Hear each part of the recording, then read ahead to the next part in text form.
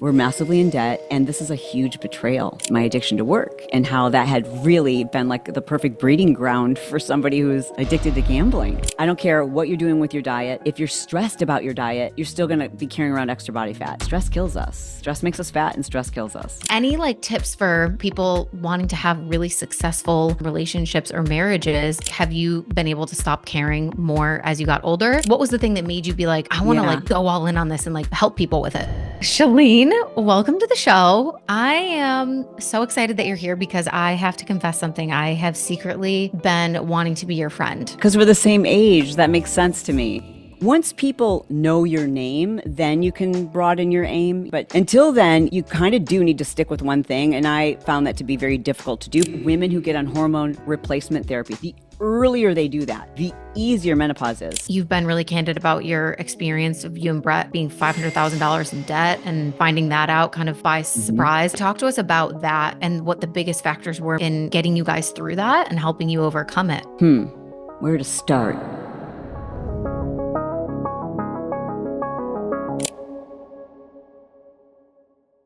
Chalene, welcome to the show. I am so excited that you're here because I have to confess something. I have secretly been wanting to be your friend for years. That's because we're the same age. That makes sense to me. I know.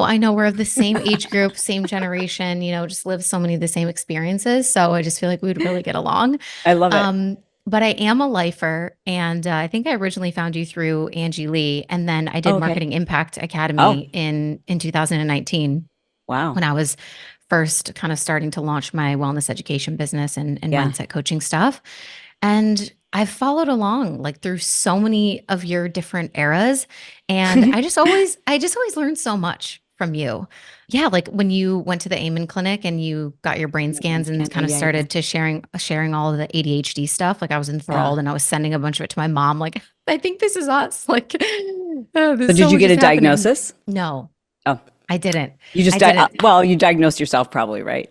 Yeah. And I also kind of like living in this sort of unknown where I don't have to label myself with it. Cause for me personally, I feel like if I add that label, I don't know. I think my personality, I might lean into that as an excuse. Whereas I've always just found ways to kind of cope with certain ADHD type stuff. And I'm like, well, I'm just going to keep going. I can support that. And even Sleepy with Soul CBD, love that. Now we take those gummies religiously. I learned so much about sleep and supplements from you. Even the Dr. Laguna stuff and all the plastic surgery deep dives. And then when your father-in-law Bob came to live with you guys, that was a whole thing on Alzheimer's. And now recently, just the perimenopause stuff and the step counts. And I've just been fascinated by all of your tips, around the hormones and weightlifting, and which I'm sure we'll get into more of that. But my point being is I just always learn so much from you. And I'm wondering if you have always been someone who loves to learn. What were you like in school? I mean, didn't you want to become a lawyer? What has your kind of personality always been like? Yeah. So I didn't do well in school, unless it was a subject I absolutely loved. But other than that, I didn't do well in school. Didn't like school. School was, unless of course I loved the subject. But for the most part, I always felt embarrassed, when they would hand out the grades or hand out papers and everyone's flipping theirs over to show their grades. I hated that because I felt like I was smarter than everybody else. I know it sounds terrible, but I was why can't I get good grades? So that wasn't a fun experience. But being a learner, yes, I've always been someone, if it's interesting to me, then it almost is an itch that I can't scratch deep enough. So that can sometimes be problematic where I'll go on into these major tangents. And I shouldn't still be in this tangent. There's other things I need to be doing, but I can't pull myself out of it. So I think that's, part of the ADHD, understanding my own ADHD, it's helpful to know oh, that's why. This explains the way my brain is. It's not about discipline. It's not about being stubborn. It's this is the way my brain works and I've got to work with it. So I've always wanted to learn, but I would say more so I'm someone who, when I want to learn something specific about something specific, I just can't go deep enough sometimes. And I guess I've always been that way. Yeah, I know. I've heard you talk about the Rachel and Dave Hollis thing that you're doing on your Patreon and how that's kind of Oh, been like a wormhole for you where you're like, oh my absolutely. God, like I kind of Here need I to am get out of again. this. I kind of need to get Yeah. out of this now. Yeah. And I think it's a cautionary tale for, or I just think it's important for me to say this for entrepreneurs because I go wherever my brain takes me. I'm able to do that in my social media and not lose my following. But for most people, I would never recommend that. Like we teach Instagram, we teach people how to build a business in social media, and that's really bad advice. Like to go into a new area like every couple of months is probably the worst thing you can do as an entrepreneur. So I always say, like, don't do that. I mean, I would be my accounts would grow faster. Our businesses would be better if I just stuck to one thing. I've just decided not to do that. I love that. I know I was going to ask you because you and Brett have started and managed so many different businesses over the years. But I kind of think like you're a great example of what it looks like to have a really strong personal brand and how when you have that strong personal brand, it does give you a little bit more of that optionality and flexibility to be able to pivot into some of these like new arenas. Yeah, So you mentioned like, yeah, it's not advisable to be like switching your niche all the time right. necessarily, but I'm wondering if you can speak to the power of personal brand and what Yeah. that's done for you. Oh, I think that's such a good question, Sam. And it helps to kind of give context to the statement I just made. Once people know your name, then you can broaden your aim, you know what I mean? But until then, and it rhymes. Until then, you kind of do need to stick with one thing, and I found that to be very difficult to do, but I did it. Like I stuck with fitness until that became what people knew me for. And then once people really knew me for that, once I built a business and a personal brand, then I had, first of all, the financial means by which to like branch off a little bit. And I also had the like my personal brand awareness. And so when you're thinking about like, I need people to know my name, it's not even just like what you do. They need to know things about you. It's the way that we describe people. You know, it's the, oh, you, for example, without naming names, I was in the car ride with my girlfriend Jess just now, and I was said, "Oh, do you know who so and so is?" And he's a major influencer, and she's like, "No." And so I described what he did. I also described what he looks like, and I described like one of his most popular things he's known for, and it's probably not something he set out to brand himself as or with, but it's part of what becomes our personal brand is the way that people accidentally start describing us. Hmm. My my executive assistant, when she's giving, she knows I need to know like everything about you before I'm doing an interview. You're interviewing me, but I need to know about you beforehand because like that just helps my brain. Oh And God. she, and so just before I went live, she goes, "Oh, and you're gonna love." She loves to swear, and I said, "Oh, yay!" So like I don't know if that's like something you do intentionally, but like that's if that's something she's picking up on right away, then that means it's part of your brand. Yeah. Yeah. Oh my God. So interesting. One of my favorite descriptions that I've ever heard of brand is it's the taste you leave in people's mouth. So Mm, it's not necessarily like sometimes we try to control what we think our brand is, but at the end of the day, a lot of times it's those things that people just naturally kind of like pick up on. It's that mhm. taste you leave in their mouth. So however you described that influencer guy, is Yeah, the impression that you kind of get from him. It's the lasting taste in your mouth when you consume his stuff, not necessarily what he writes on a, mission statement for the yeah, company of like what they want their brand to be known yeah, as. yeah. That's true to some extent. The example that I just gave you, ironically, this is super ironic, is I told her the things that people would recognize about him, but this guy leaves a really bad taste in my mouth. Oh, And I didn't tell her that and until like we were going further along in the conversation. I was just saying like this is someone who I think is a phony. This is someone who I think it's surprising to me that so many people like really put all of their faith in this person. But I didn't when I described his brand. I just described kind of like what people generally know him for. mm, So I mm. think it's, like there's that, what do people generally know you for? And even today, with as much as we've done teaching people how to build businesses and build social media and all of those things, I would say probably 90% of people will still describe my brand as, oh, she's the fitness lady. So I'll still hear that. Yeah. Yeah. Yeah. Okay. So for people that maybe aren't super familiar with you yet in my audience, let's kind of go back just a little bit Uh-huh. because you are maybe the fitness lady. The OGs will remember you from Turbo Jam, Pio days, Uh-huh. and the Uh-huh. other fitness DVDs and stuff. I was actually looking up some of the videos before this interview, and They're I was like like, memes. yeah, I'm a meme. no, but like you slayed that, honestly. Oh, thanks. It was so cute watching those. You're like shouting at the camera. I'm like, I love this. So yeah, like would you say that was kind of like your entryway into entrepreneurship, Oh, or do you no, no, feel no. like it started way before then? Like, was it something that you kind of had by nature since you Oh, were no. Yeah, young? that was the business that helped me to become known.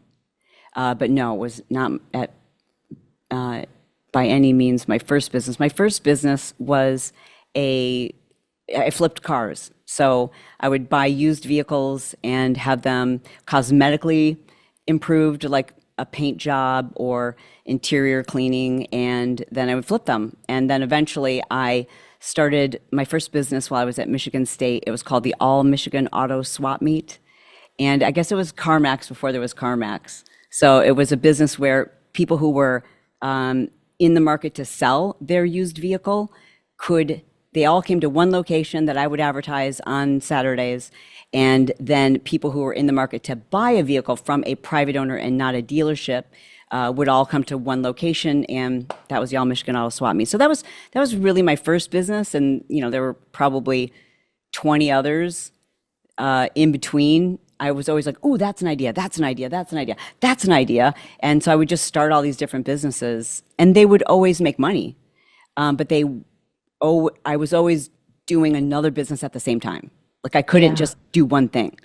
And it wasn't until I really decided to scrape everything off my plate, even the things that I was really passionate about, and focus on just one thing until I became known. Like I just kept hearing that advice over and over and over again. I'm like, I don't want to do that. That's for other people. That's for people who don't have as much passion as I do. That's for people who don't have as many ideas as me. I can do all these things, and all of these things bring me in a little bit of money. So if I were to just focus on one thing, wouldn't I be making a lot less money? That was my thinking. But you just hear that message over and over and over again. Finally, I'm like, maybe I should just try that. And Hmm. it's legit. It does work. You're like the definition of a multi-passionate person, right? So and I have a lot of friends and, people like that around me. And I think it's a really big struggle for people of like, how do I just like focus on this one thing and stop getting distracted? Or if I do the same thing for too long, I get bored. You can Mm-hmm. probably relate to that. So any Yeah. advice on like what helped you in that journey of like just sticking to the one thing? Was it just the motivation enough to be like, okay, so many experts are saying this, like it must work. I'm just going to stick it out. I was working too hard. I was just like, that as fun as it is to be multi-passionate, it's also debilitating in some ways because you can never turn your brain off, and you think, okay, I'm only spending 10 hours on this and only 15 hours on this and only 15 hours on this. And the next thing you know, it's 100 hours. So it was me going like, I want peace for my brain, and I want to make more money in less time, and Hmm. I want to make a difference, and I want to be known, and I want to be able to do all these other things at some point, but I can't if I am trying to do them all at once. So it was just the sheer determination to make something really, really work so that later I could go back to some of those things that I was, in some cases, more passionate about, in many cases, more passionate about than I was fitness. Hmm.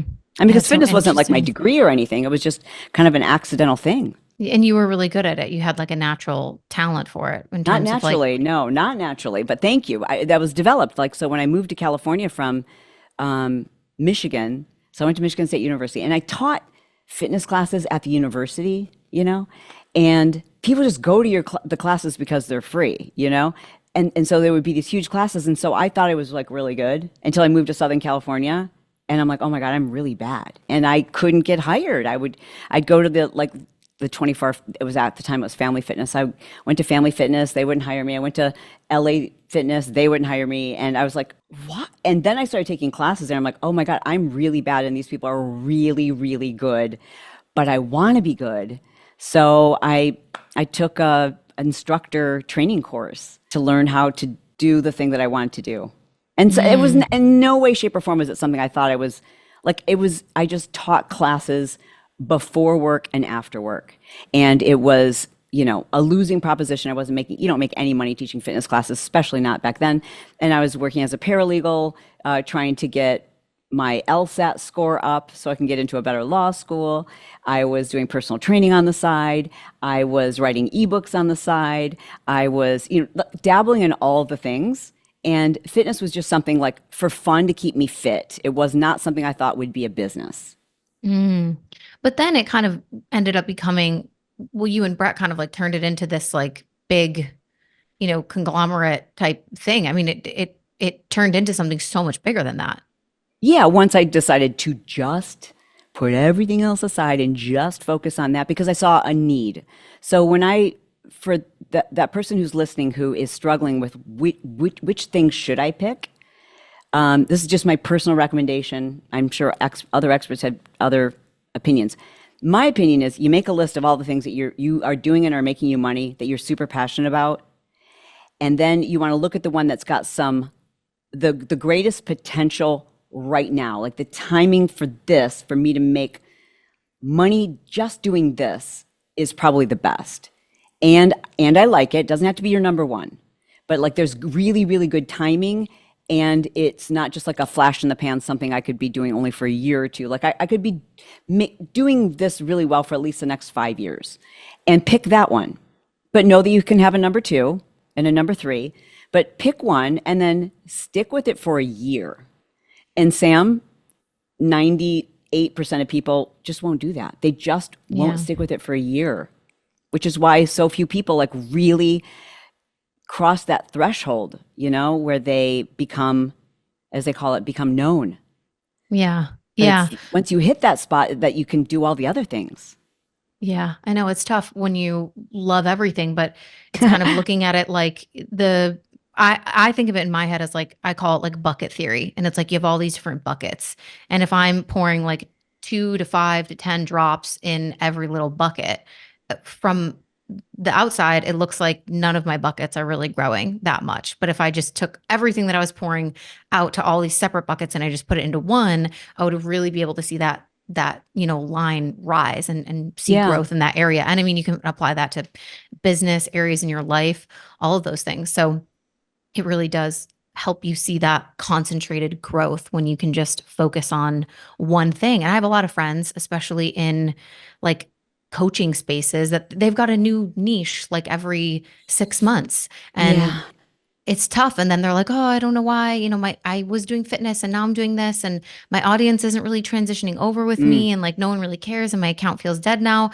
And I think Yeah. it's, that's exactly what you're speaking to, is like, you didn't become known for something. So the people aren't kind of like transitioning along with you being a Yeah. lifer of your brand. And I think your audience a lot of times will tell you the nuances that they are most interested in. And you talked about like how do you stay very interested and focused on that? It's hard, especially if because I find that most entrepreneurs are, if they're not diagnosed as ADHD, they're definitely easily distracted because it takes someone who sees details that are inconsequential to other people, make those kinds of people that see those kinds of details and see patterns and see things that other people don't see, they make amazing entrepreneurs. The challenge is honing that focus and seeing the Mhm. details in just one lane. And so of course I was distracted and wanted to do other things, but I would in order to keep myself interested, I just did lots of other things in fitness and Mm. would try to like challenge myself because I want excitement. I want to learn new things all the time. So I would just challenge myself to spark all of that interest and keep myself excited and passionate about it, but in that lane. Yeah. Yeah. That's good advice. I love that. Just kind of like vary what you're doing, but within the same niche. Yeah. Cool. And your kids are really entrepreneurial as well. We actually just Yeah. had Brock on the Oh, podcast you not that did? long ago. Yeah, earlier this year. He crushed as always, talking all Instagram stuff. Yeah. But yeah, do you think that that just happened from them watching you and Brett, or how do you think that, did you encourage them at all to? Absolutely, we encourage them. Absolutely. We always told them from the time they were really young. We did things like that we weren't going to buy them a car, that they, let's find some exciting, fun ways from the time they were like 5 and 6 years old to make money, not like have a, business at 6 or whatever, but just like fun things, fun ways for them to be clever, solve problems, make money, make their own money. And we told them from the time they were old enough to understand that whatever money they made, they, when they were 16, would be able to buy their own car. Like you are going to be able to pick it out and everything. And that was just the messaging from the time they were very young. They were excited about it. And so that was, instead of us telling them, hey, you're going to have a lot more freedom as an entrepreneur, it was us giving them evidence, Yeah. so from the time they were very young, they had evidence that they had the freedom to pick whatever car they wanted because they had figured a way to earn the money to buy the car. And of course, they saw our lifestyles, and there was probably a little bit of brainwashing in there too, because you just hear us talking about like our beliefs around school and college and freedom and taking risks, and what things make the most sense in terms of the lifestyle that you want. So we obviously, if they wanted to, both of them, if they wanted to go and get a job for someone else right now, that's great. And we totally support whatever they want to do. But I think they saw a lot of examples that they wanted to emulate. Yeah, so interesting. I know it's funny to think about now, like my partner and I talk a lot about this, and he's like, my kids, they're not going to university. Like, he's like, there's so many opportunities nowadays. I'm like, well, they're probably going to do whatever they want to do. But Yeah. I mean, and I mean, Brock went to school, right? I think Yeah. he went to Yeah. Yeah. college. Yeah. He went to, in fact, he went to Georgetown for business. And he was just like, wow, I know, like, seems really outdated. Yeah. I mean, and it's a great, like, no offense, it's a phenomenal school. But then he transferred to UC Davis to play football there. And I forget what his degree was in, but I was like, Brock, dude, be in college for the following, because he already knew, he's already, by his sophomore year, he was already financially completely independent, like paying for his own living. And I think he was making 6 figures by the time he was a junior. And so I'm like, you're obviously going to be an entrepreneur. So get the experience of college, of the networking, of the having to meet deadlines, the interesting people you end up having to live with, the, learning how to survive in that system, creating ways to be organized. Get all as much as you can from that, but don't pick a degree that doesn't allow you to have fun. Like Hmm. pick a degree that's like you could do it in your sleep. Don't Yeah. and don't worry about your grades. And because he's a type A, firstborn, so he was always like ridiculously hard on himself to get all A's. I'm like, dude, I will pay you to get a C and live life. Kid would not break a Oh. rule if we paid him to. Oh my God, that's hilarious. But you're not like that at all. So he definitely didn't get that from you. No, no, yeah, I don't know. Everyone's DNA is a little different, but yeah, I'm definitely a rule breaker. I was a horrible kid, but yeah, he just was like, you know, afraid to break, afraid to do, not to do things by the rules. And I think he's broken himself of that now. And then our other child, our daughter, Sierra, she's kind of the opposite. She's like, I don't want, if there's a rule, I don't want to follow it, you She's know? definitely like an out of the box Oh, person. yeah. I feel like she definitely wants to like stand out and be different. Oh, yeah. She would like, will not let me tag her in social media. Absolutely will not. And Brock's like, Mom, tag me. Yeah. Like, I need those followers, and Sierra's like, I doing this a little differently. Yeah. So interesting. Well, and I'm sure they saw, because like entrepreneurship, there's so many highs and lows. It's such a roller Um, coaster. I'm sure they also saw some of that from you guys. You've been really candid about your experience of you and Brett, like being $500,000 in debt and finding that out kind of by mhm. surprise. You were a little blindsided by that, but Oh, like, God, yes.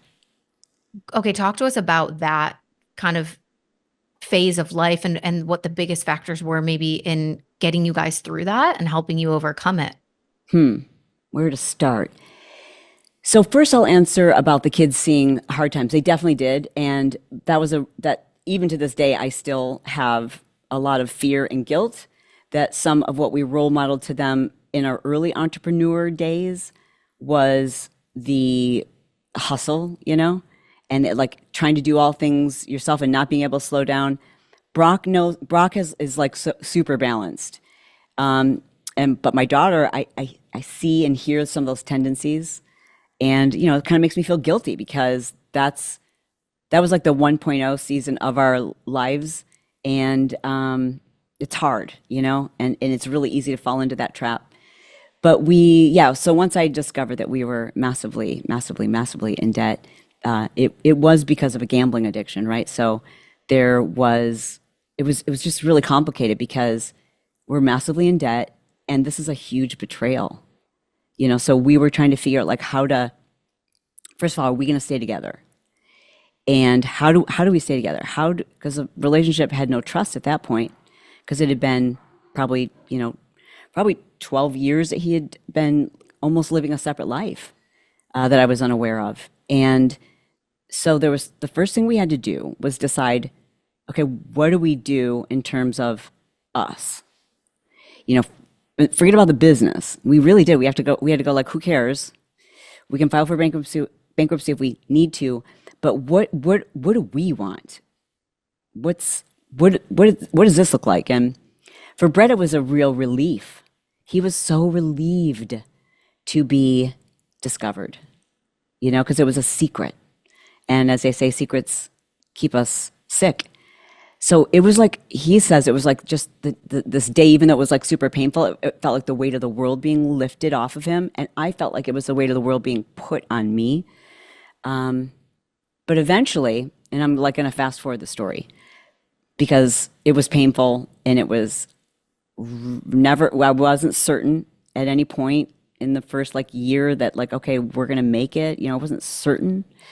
It was a lot of therapy and a lot of just going like, how did this happen? Then also beating myself up. Like, why was I so stupid?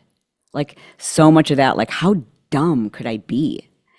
And, so it was a lot, and it was a lot of therapy, and eventually in a lot of anger. I was really, really angry at him, obviously.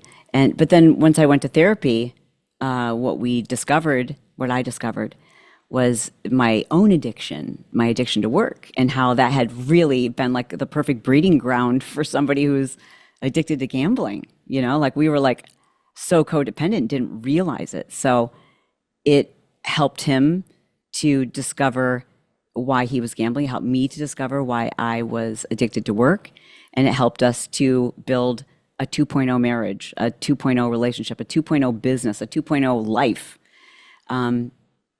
That rock bottom, And I've had people say, like, do you think you have to hit rock bottom to understand that? I said, I don't think so. I think you have to listen to what other people have been through and learn from their mistakes, and that's incredibly valuable.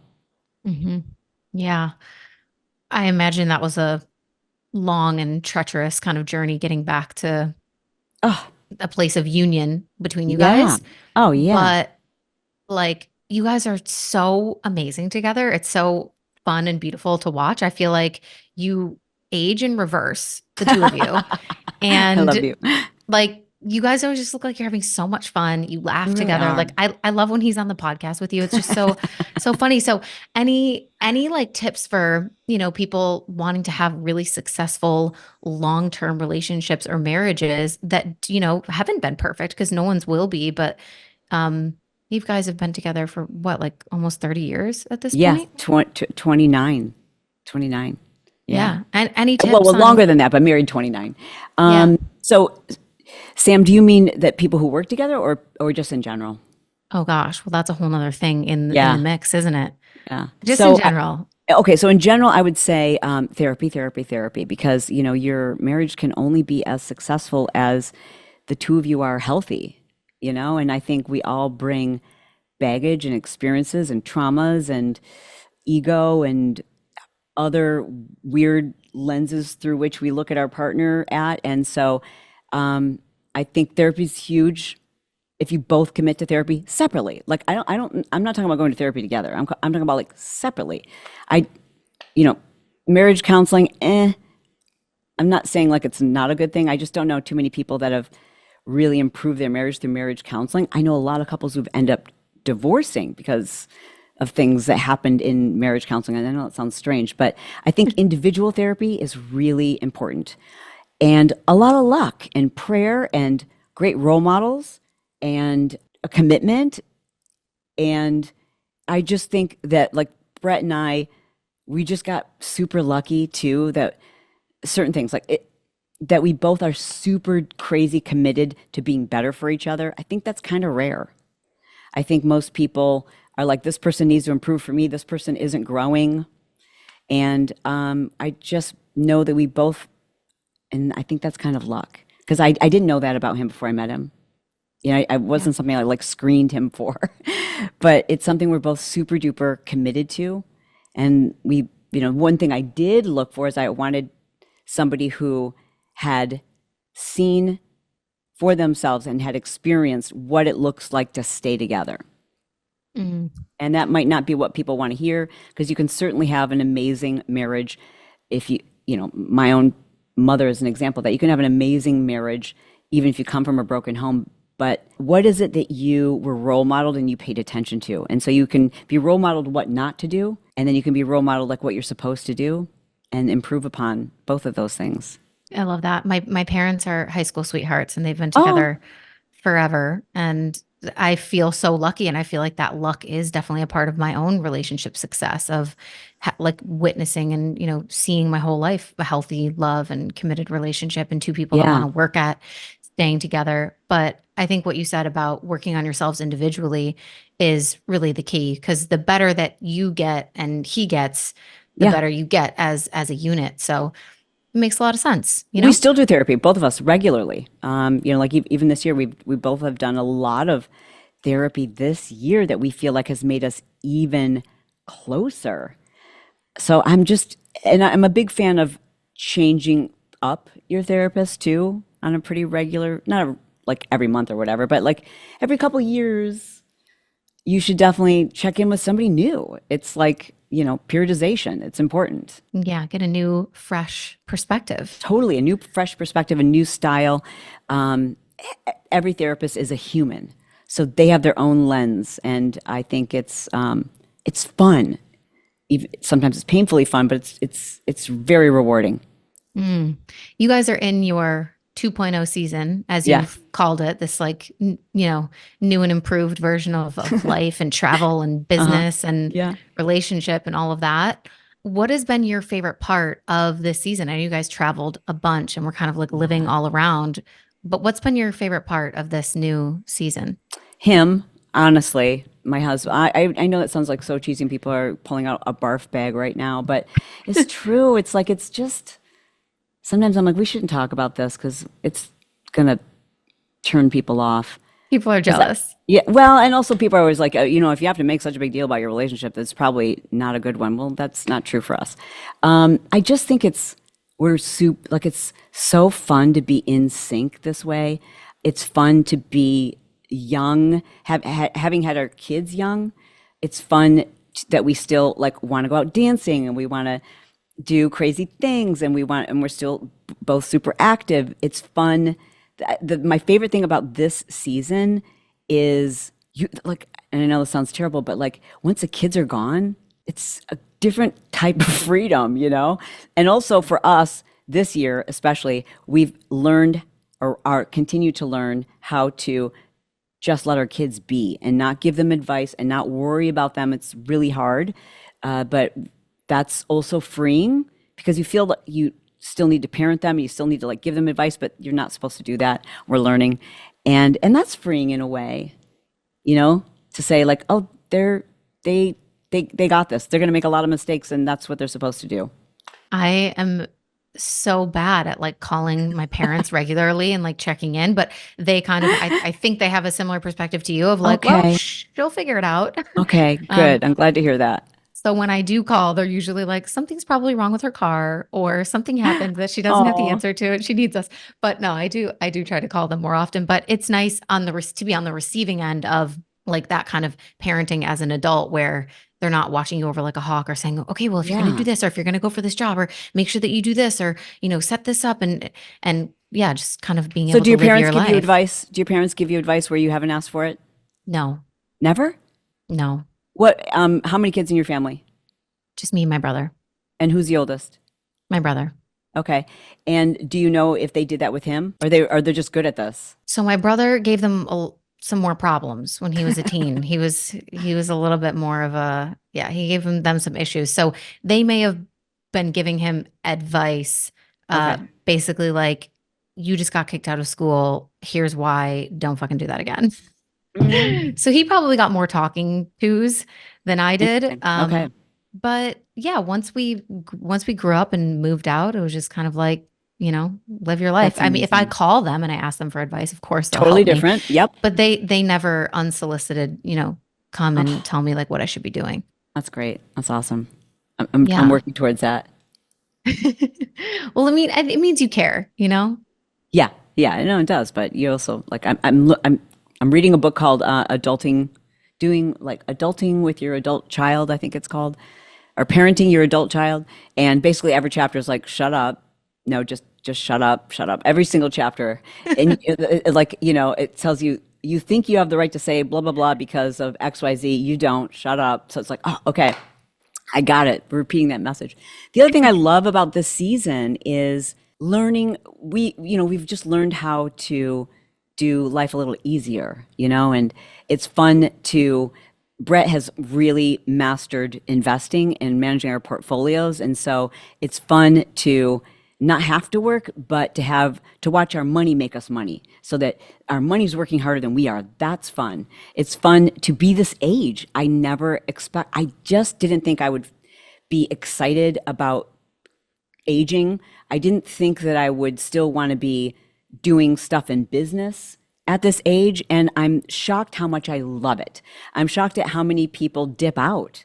So it's like you're looking around and there's like not very many cars on the lane anymore in the lane, that are people my age, and how fun it is to inspire women who are like in their 40s, even like now's the time. Like, and the freedom that comes with having done so many things and had so many failures and successes. There's a freedom that comes with that where you're like, you're not tempted to do all the shiny things that everybody else is tempted to do. Like there's a knowing that creates this quiet, calm confidence that you're just like, yeah, don't need to do that. It's fun. Yeah. Yeah. It's easier to stay in your lane and just know what you like and what you want to do and what's important and not get distracted by all the Yeah. bullshit. Oh, You exhausting. are, I mean, like you come across with this energy of just like confidence and you're so unapologetic. And obviously it's a super like attractive trait to have. But people say that that gets better with age. Would you agree? Like, have you been able to stop caring more as you got older? Or do you think, or have you kind of always been like that?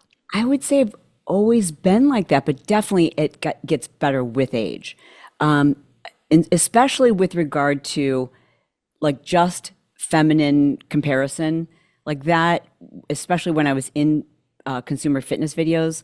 And I think that phase of my life wasn't healthy for me because I'd never experienced that before. I'd never been someone who like thought, oh, this girl's taller than me or thinner or more ripped. I never thought about that stuff until I was, thrust into this new environment. And oh God, that was so time consuming and such a waste of time and energy and debilitating in some regards. So getting out of that helped me to go back to who I was, where I love looking at other women, no matter what size, shape, age, and just thinking like, oh, she's amazing, and not feeling like I'm not enough in some regard.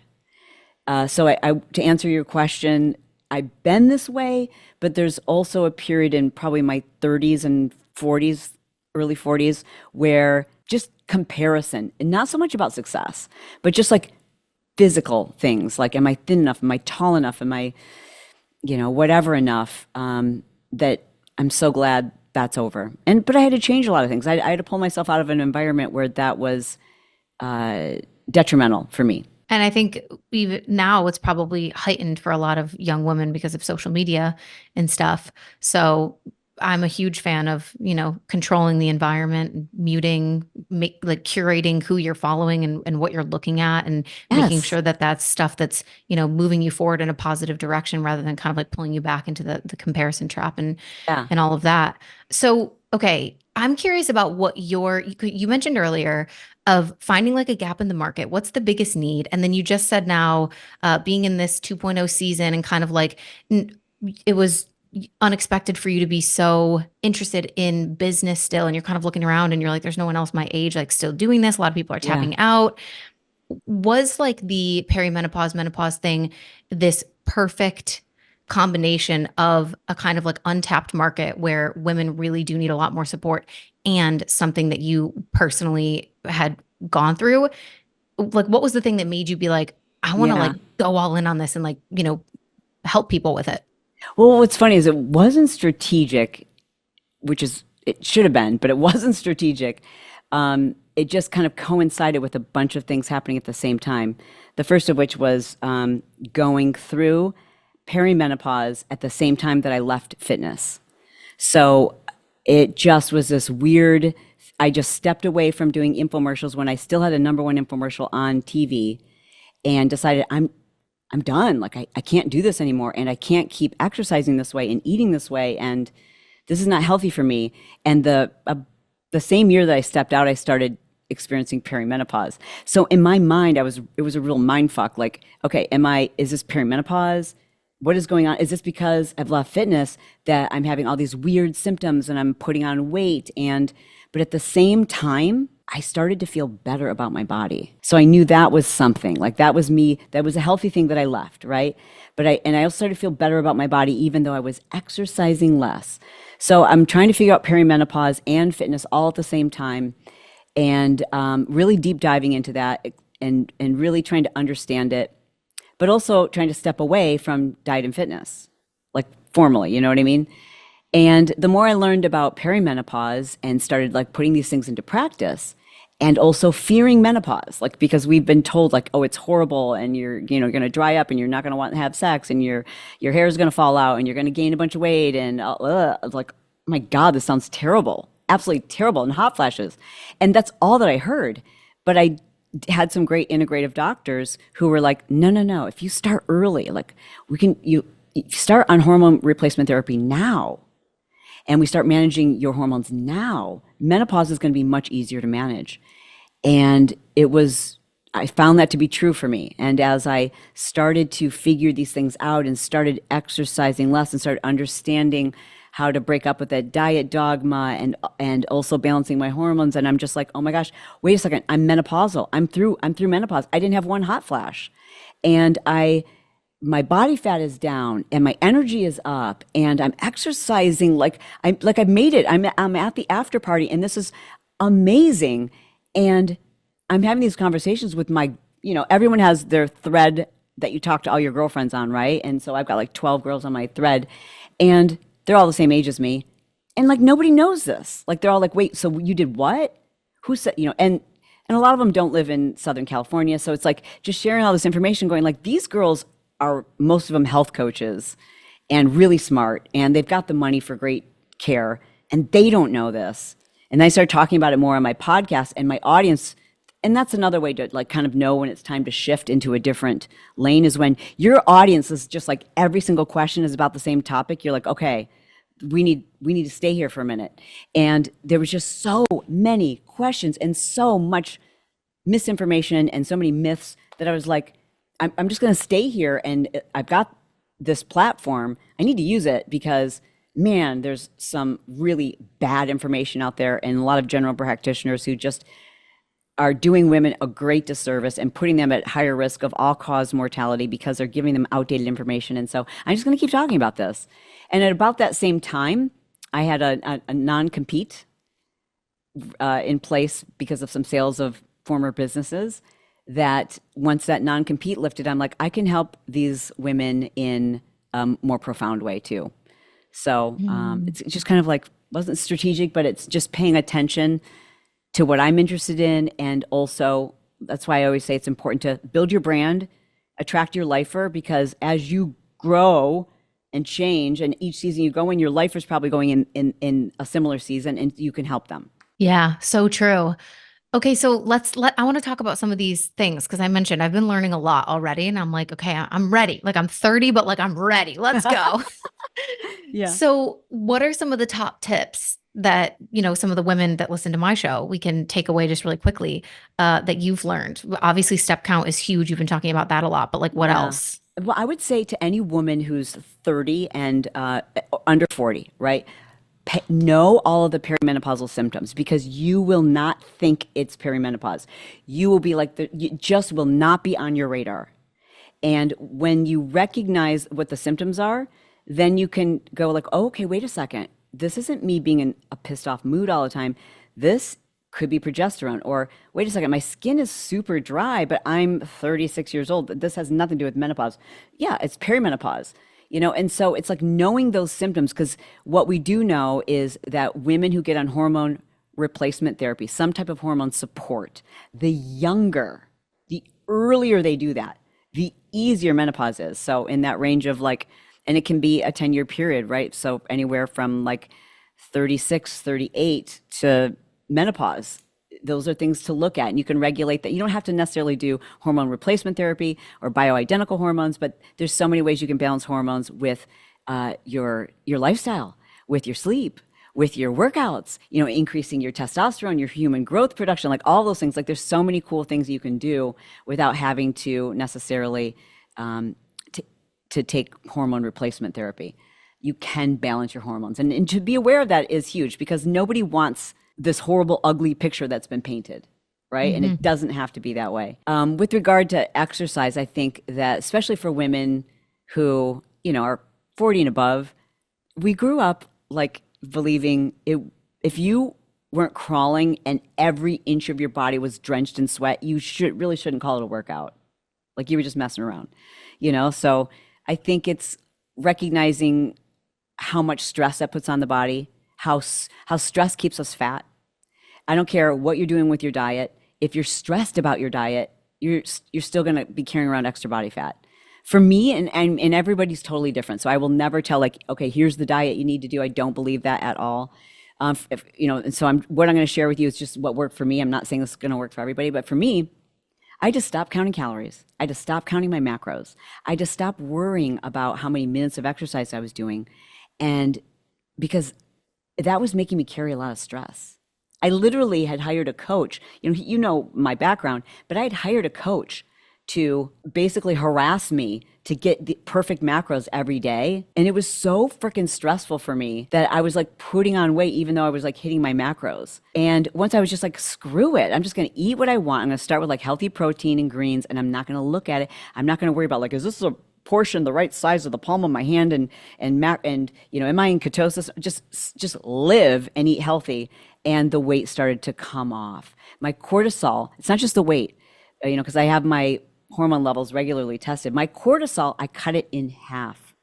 And so did my husband. And he dropped 10% body fat. I dropped 12% body fat. Not immediately, like over the course of a year, but really focusing on like, but that was what was right for me. For other people, maybe they need to look at their macros. But for me, I had to really figure out like, what is stressing me out? And Hmm. which workouts are too demanding on my body. They're creating that inflammatory response and the oxidative stress that can translate into systematic stress. And again, stress kills us. Stress makes us fat, and stress kills us. I so relate to that because even in my 20s, I was trying to avoid the, cycle of gaining weight in Yep. college. You're drinking, you're partying, you're Yeah. doing whatever. I studied abroad in Europe. I ate a bunch and then I was like, oh shit, like I got to fix this. And so I went that exact route. Okay, let's count macros and let's track food. And I remember putting in full bottles of wine into my freaking my fitness pal tracker. Like, oh God, what is this gonna show me? I'm like, I'm oh dying. shoot, that wasn't good. But yeah, tracking everything and hit workouts.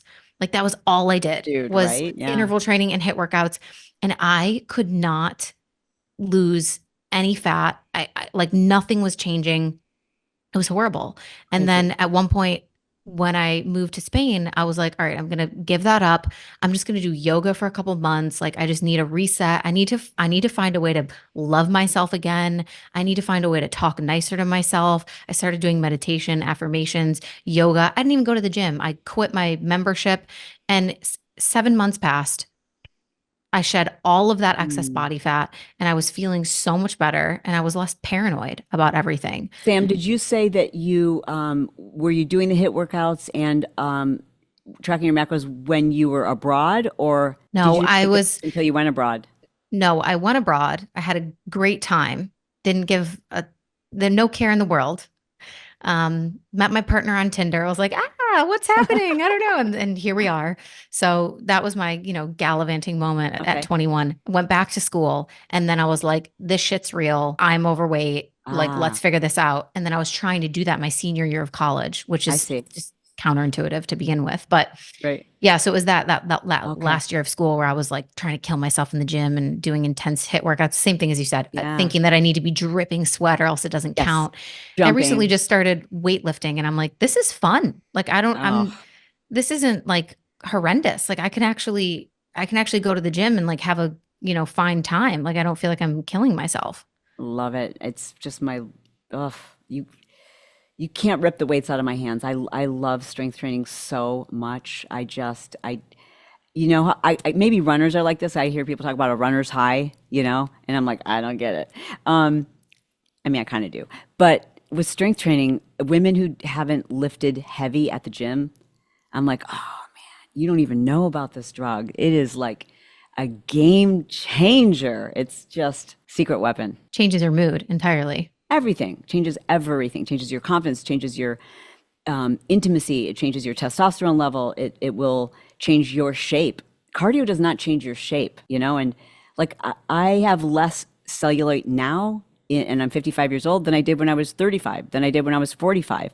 I would never be caught dead, like walking away from people without a cover up on, in my 30s and 40s. And now I'm like, psh, like, and that's muscle. Like, and what's a remarkable piece of knowledge is that when you're strength training, your body, you progressively get better and better and better. Like you're adding and improving your body composition at any age when you start lifting. And when I'm, of course, speaking specifically about progressive overload, where you're continually going a little bit heavier, a little bit heavier, a little bit heavier. Like, if you're stuck at the same weight, you're going to be stuck with the same body, like progressively increasing the amount of weight that you use. And so I know this isn't popular, especially if someone who created millions and millions of at-home workouts, but you can't get that kind of progressive overload working out at home unless you have like a full-blown, gym and all the equipment and all the machines at home. Because for women in particular, we can't even pick up weights heavy enough to go to that level. Like you need a machine. So I'm a big fan of getting a gym membership. You can get it at like whatever, Planet Fitness, something affordable, so that you can really focus on that progressive overload. It's a game changer. And what's the importance of lower body? Because I've heard you talk about this, Ah, especially for women, like lower so body, good. focusing on that. It's like bang for your buck, right? So 76% of your muscle composition is in your lower body. So if muscle is your metabolic spanx, if muscle is what improves your metabolism, if muscle is what gives us longevity, it helps us to balance our hormones, it helps us to produce more testosterone, more human growth factor, it helps us to balance estrogen, it helps us to regulate our insulin levels, then why would you not focus on the bigger muscles, right? Like, great, I did biceps today. But I'm always like, it's bicep day. Like I want to do leg day every day, and that's not healthy. It's not good for you. You need that rest. But I am a really big fan of, if you want to reduce your body fat, if you want to change your shape, then start where you've got the most muscle, and that's lower body. But for again, I think a lot of women don't realize their strength potential and what they Hmm. could be lifting with their lower body. Hmm. And it's fun. It's fun to realize how strong you are. It just makes you feel so much more confident, you know? I love it. You Yeah. just put on like a great playlist and, hit those big heavy weights, and I truly do believe it is the fountain of youth. And I started following women in their 60s and 70s and 80s who are remarkable in terms of the muscle definition that they have and the amount of, what how they've been able to transform their bodies. And it just has me so excited.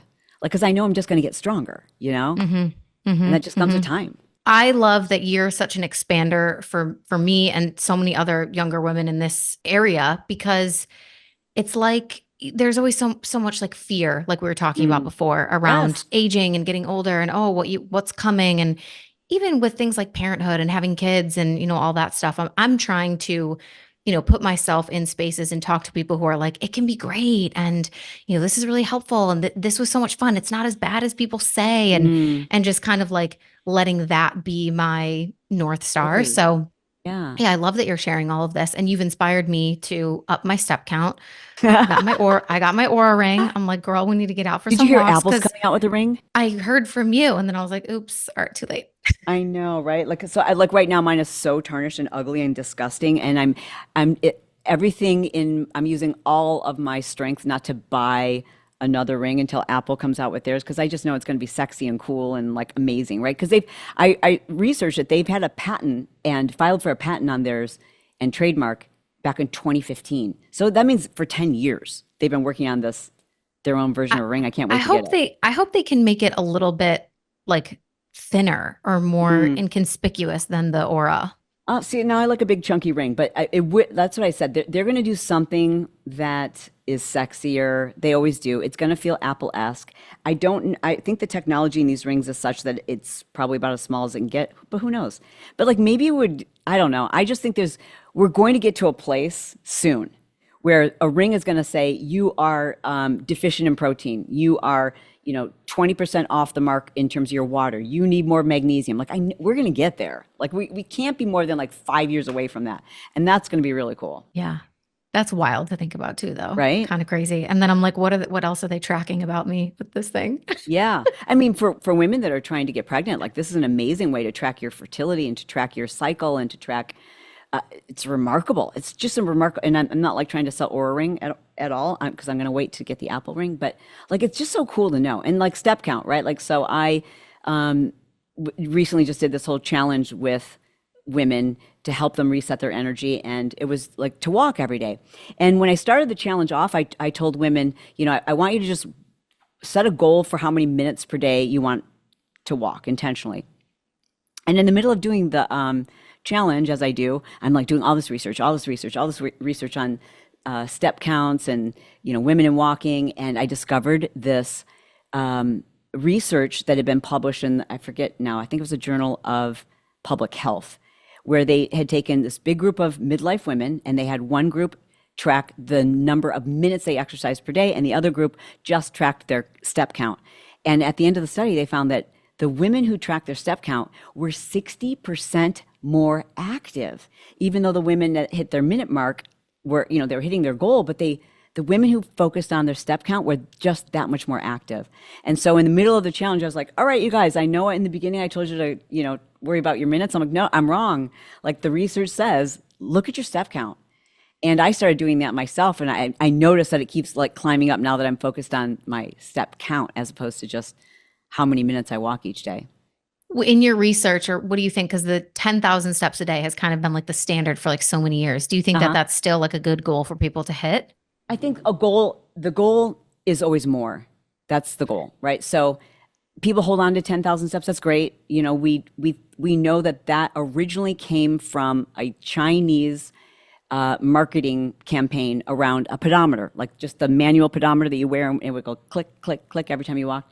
And we don't know where they came up with that number, but it's pretty accurate. So there have been a lot of studies looking at how improved health markers are just by walking 8,000 steps twice a week. Now, I don't like saying that, to be honest, because I don't want someone holding on to 8,000. Like, that's like you live a little bit longer, but no, you want optimal. So optimal, we just should spend so much less time sitting, so I've got new habits for myself. I bought a walking pad, I bought a walking desk treadmill, and I just don't, like, I do my podcast now standing up. If I'm on my phone scrolling, I force it's a habit now, like, because, social media I force myself to just pace, even if I'm not walking fast, I'm just pace, which is annoying, which means I'm spending less time on my phone scrolling, so it's like a win-win. And so, yeah, 8,000 is great, 10,000 is great, but more than that is even better. Like we should just be walking twice as much as most of us are. Yeah, I'm waiting for your walking pad recommendation. I'm waiting for her to test all these and tell me which one I need to buy. Okay, awesome. Because that's another thing about Chalene you guys need to know is that she is the Amazon queen. So you need to check out her favorites. She has the Oh best God, I'll finds. get you in all kinds of trouble. And you could really trust her recommendations. If she That's recommends a so sweet. supplement, you should probably take it. If she tells you to buy something, you should probably go do it. If she shares Sam, a where do you walk? recipe, don't ask questions, just That's make so it. funny. I love that. You really are a lifer. Sam, where do you walk? Do you walk outside or do you walk on a treadmill? Yeah, so we live right near the beach, so I'll either walk on the beach or around like our little neighborhood here. Uh-huh. Mostly, like I like to walk outside because we have a dog and he goes for 4 walks a day, but I do need to walk more. So we have a little gym here in our condo, so I tried to do like, okay, I'm only going to answer messages or DMs while I'm on the treadmill Okay. walking, but it didn't fully stick. So I might try Why? your like pacing thing because it's like What? I start doing it and then I'm like, oh, I got to go all the way down to the gym and get on the treadmill to Oh, continue I doing this. see. Okay. I didn't like discipline myself Okay. enough to do it. So maybe the pacing thing would help too. I think so. You've got a lot of entrepreneurs that listen to your podcast. I would recommend, like, that's the thing I hate doing as an entrepreneur is like responding to emails, responding to direct messages, like sitting down doing like Canva, those kinds of things. So now, like, I hate the computer work, but like we have to do the computer work, right? So now I'm just like, okay, I'm just going to walk slow and do it. And I find for myself personally, there is some getting used to this, but even if you don't have a walking desk at home, if you've got like a gym, you can just, they sell these really inexpensive, like things you can put across the handlebars of the treadmill and bring your laptop and work on work. You know, you can get like 2 hours worth of work and just, I'm not saying like you're speed walking, but like just going at a nice slow pace. And it's crazy how your creativity and your focus for a lot of us entrepreneurs, when we're doing something that's, we don't have to focus too hard on it. Like I don't do choreography, but I'm just walking and working, and it makes me look more forward to my computer work, and it makes me healthier. And you're going to get in more steps. I love that idea. I might need to do that. Like just because I block time for that stuff anyway. So just block it and then go down to the gym and put the little thing on Get and one of those. It's just like a little plastic thing. They're like $30, and you just bring it with you to the gym. Who cares if someone has an issue with it? Like they won't. no, yeah. I love that. I'm going to try that actually. Okay, So good. report Well, back. Shalene, you're the best. I want to be like you when I grow up. So thank you for sharing your time and your wisdom with us today. If you Absolutely. guys want to be endlessly entertained and informed, you can go follow Chalene at Chalene Johnson. Listen to her podcast, The Chalene Show, super fun as well. And yeah, we'll link everything in the show notes for you guys. If you have a friend, a sister, a mom, a coworker, someone who might enjoy this episode, copy the link, send it to them in a text, and let them know that you were thinking of them. We love you guys, and we will talk to you next week. Bye.